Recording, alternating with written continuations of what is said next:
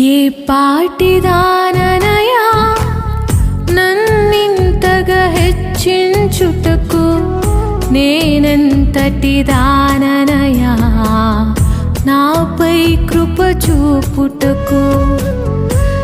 ఏ పాటిదాననయా నన్నింతగా హెచ్చించుటకు, నేనెంతటి దాననయా నాపై కృప చూపుటకు. నా దోషము భరించి, నా పాపము క్షమించి,